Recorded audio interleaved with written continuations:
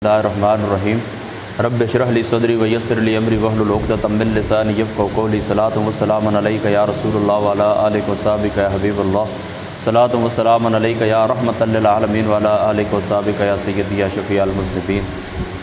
आज जुम्मतुल मुबारक का दिन है। सवाल आते रहते हैं, लोग आदाब जुम्मा के मुतालिक सवाल करते रहते हैं। इसके मुतालिक मैं गुफ्तगू कर चुका हूँ और अल्हम्दुलिल्लाह ताला वो गुफ्तगू लोगों ने सुनी भी है, काफ़ी सुनी गई अल्हम्दुलिल्लाह ताला। और इस मौजू के ऊपर मैंने एक रिसाला भी लिखा है, अल्लाह ताला अपनी बारगाह के अंदर कबूल फरमाए।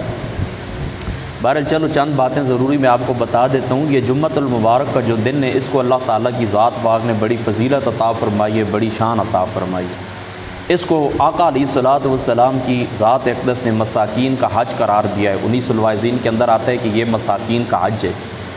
और इसकी शान के अंदर ये आता है, आका अलैहिस्सलातु वस्सलाम की ज़ात अक़दस ने यह फरमाया है कि कल क़यामत वाले दिन इसको दुल्हन की सूरत के अंदर लाया जाएगा। यानी सारे दिन आएंगे चमकते हुए, लेकिन इसकी चमक बहुत ज़्यादा होगी, जुम्मे वाले दिन की चमक बहुत ज़्यादा होगी। तो ये दुल्हन की सूरत के अंदर लाया जाएगा।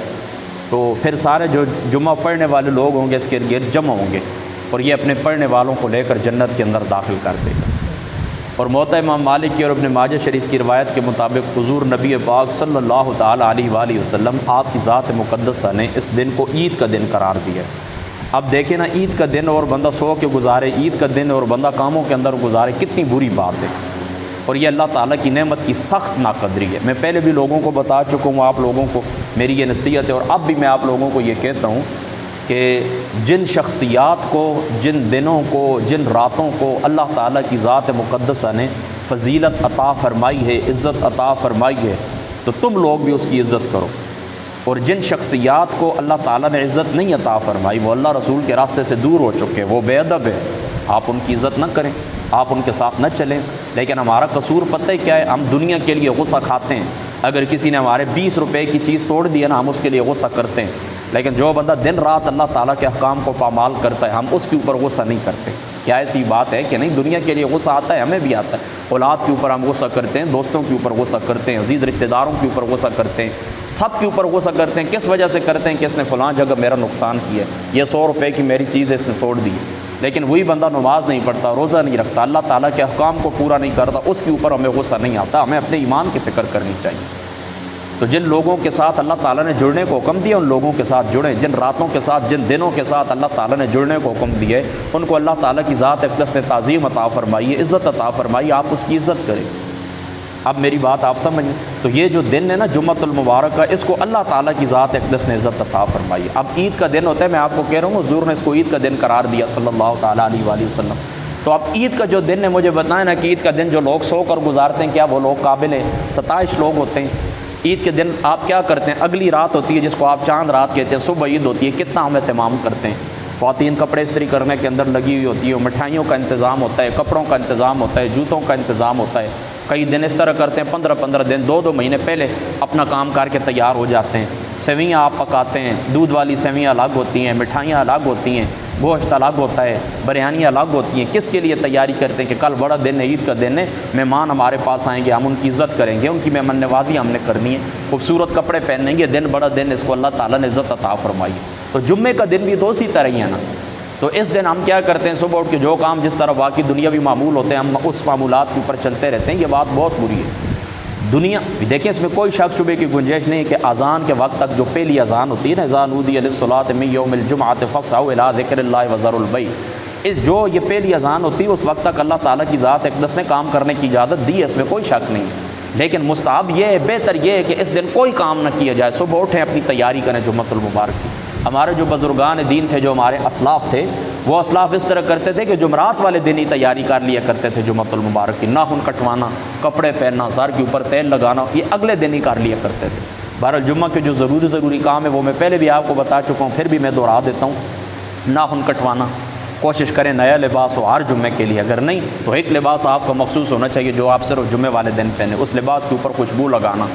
इसी तरीके से अपनी ज़ीनत करना, अपने बालों को ठीक करना, बालों के ऊपर तेल लगाना, ये गुस्ल करना, ये सारी चीज़ें इन सब का हदीस पाक के अंदर ज़िक्र है। किताबुल जुमा बुखारी शरीफ आप उठा के देखें, बाकी भी कुतुब हदीस के अंदर जहाँ पर भी किताबुल जुमा आएगा, अहकाम जुमा आएंगे, वहाँ पर आप पढ़ सकते हैं कि ये सारे अहकाम आका अलैहिस्सलातु वस्सलाम के हैं। تو یہ تو ہو گئی نا آپ کی اپنی ذاتی نظافت۔ قبرستان حاضری دیں۔ حضور علیہ الصلوۃ والسلام کا فرمان ہے کہ جو بندہ مشکات شریف کے اندر موجود ہے کہ جو بندہ جمعے والے دن اپنے والدین کی قبر کی زیارت کرتا ہے، اللہ تعالیٰ اس کو ابرار کے اندر لکھ دیتا ہے۔ اپنے والدین کی قبر کی زیارت کریں، قبرستان کی صفائی کریں، اسی طریقے سے اپنی مسجد کی صفائی کریں۔ اپنی صفائی میں آپ کو پہلے بتا چکا ہوں، جو غیر ضروری وال ان کو کٹوا دیں، ناخن کٹوا دیں، نئے لباس پہنیں، سر کے اوپر تیل لگائیں، خوشبو لگائیں، داڑھی کے اوپر خوشبو لگائیں۔ اسی باقی جتنی بھی زینت کی چیزیں ہوتی ہیں، کریم ہوتی ہے، اسی طریقے سے باڈی اسپرے ہوتا ہے وغیرہ وغیرہ، جتنی بھی اشیاء ہیں آج کل کے زمانے میں جو ہم استعمال کرتے ہیں، کسی شخص کو ملنے کے لیے جاتے ہیں، یہ سارا اہتمام کرتے ہیں، یہ اہتمام جمعے والے دن کریں۔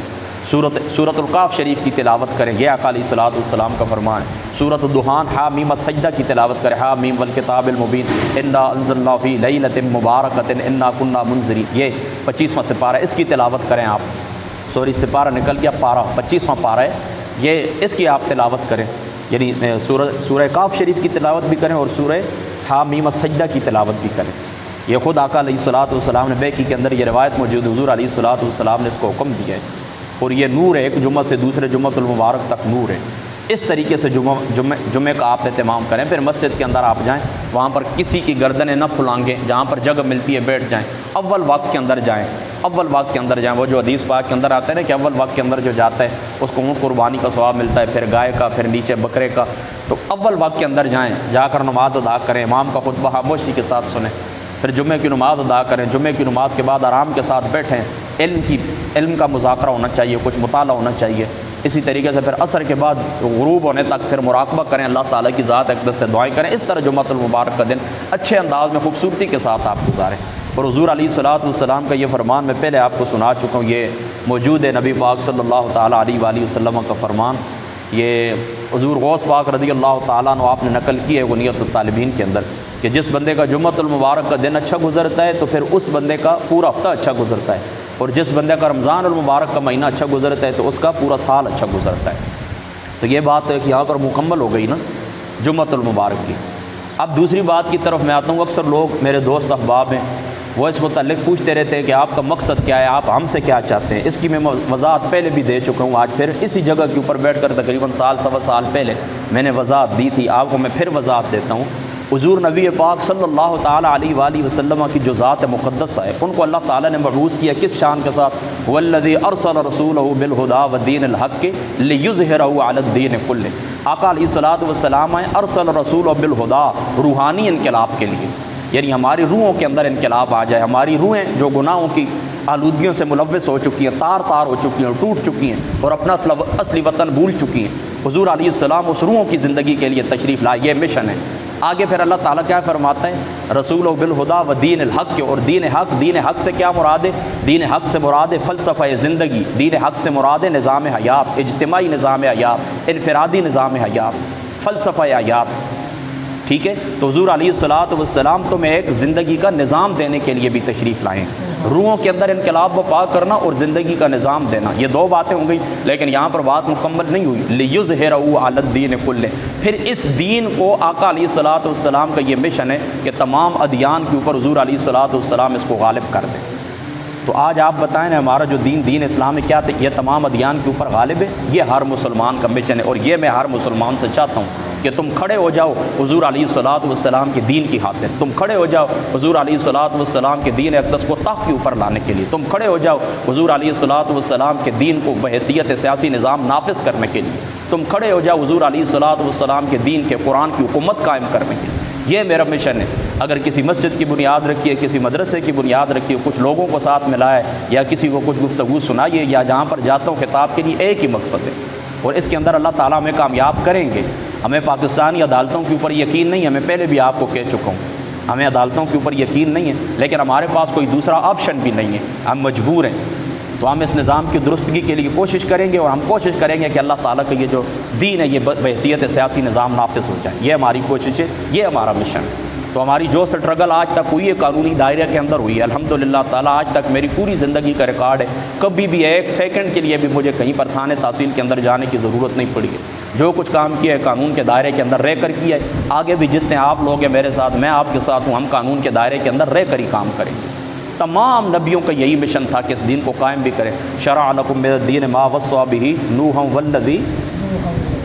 نوحا والذی اوحینا وما وصینا بہ ابراہیم و موسیٰ و عیسیٰ ان اقیموا الدین ولا تتفرقوا، یعنی کیا کریں، تمام انبیاء علیہ الصلوۃ، جو دین حضور علیہ الصلوۃ والسلام کا یہی دین تمام انبیاء علیہ الصلوۃ والسلام کا ہے۔ جو شریعت اللہ، دیکھیں نا، شریعتیں الگ الگ ہیں، دین ایک ہی ہے، اصول ایک ہی ہے، یہ بات یاد رکھیں۔ اس لیے حضور علیہ الصلوۃ والسلام نے فرمایا کہ ہم جو انبیاء ہیں نا، صحیح مسلم کی روایت ہے، یہ بنو علات یعنی علاتی بھائی وہ ہوتے ہیں نا کہ جو سانجے ہوتے ہیں باپ کی طرف سے، مائیں ان کی الگ الگ ہوتی ہیں، تو تمام انبیاء کی شریعتیں احکام مختلف ہیں۔ اس کی وجہ یہ ہے کہ یہ ایک زمان کا تقاضا ہوتا ہے، یعنی جو نبی جس زمانے کے اندر آتا ہے نا، اس زمانے کے حالات کے مطابق اللہ تعالیٰ ان کو شریعت عطا فرماتے ہیں، کس قسم کے لوگ ہیں، کیا چاہتے ہیں، تو ان حالات کو اس لیے شریعتیں الگ ہیں، اصول سب کا ہے کہ دین سب کا ہے کہ کیا، اللہ تعالیٰ کی توحید کا بیان، آخرت کا بیان، رسولوں کی رسالت کے اوپر ایمان رکھنا، اللہ تعالیٰ کی کتابوں کے اوپر ایمان رکھنا، دین سب کا ایک ہی ہے۔ تو سب کو اللہ تعالیٰ نے کیا فرمایا، وما وصینا بہ ابراہیم و موسیٰ و عیسیٰ ان اقیموا الدین، اس دین کو قائم کرنا۔ تو یہ تمام انبیاء کا مشن بھی ہے، ہمارے آقا علیہ الصلوۃ والسلام کا مشن بھی ہے، اور یہی مشن حضور کے صحابہ کا، تابعین کا، اور آج تک جتنے بھی لوگ ہیں ہمارا، اور اس زمانے کے اندر جو کوئی تاجر برادری ہے، اسی طریقے سے کوئی عالم ہے، کوئی فقیر ہے، کوئی پیر ہے، اسی طریقے سے کوئی رنگ ساز ہے، کوئی تاجر ہے، کوئی اسٹوڈنٹ ہے، کوئی بھی ہے، مولوی ہے، کوئی شخص بھی ہے، اس کا مشن ایک ہی ہے، کیا، حضور علیہ الصلوۃ والسلام کے دین کے غلبے کے لیے کوشش کرنا، لیظہرہ علی الدین کلہ۔ بس یہی میری آپ لوگوں سے باتیں ہیں، اللہ تعالیٰ کی ذات اقدس عمل کی توفیق عطا فرمائے۔ میں امید کرتا ہوں آپ پیغام سمجھ گئے ہوں گے۔ السلام علیکم ورحمۃ اللہ۔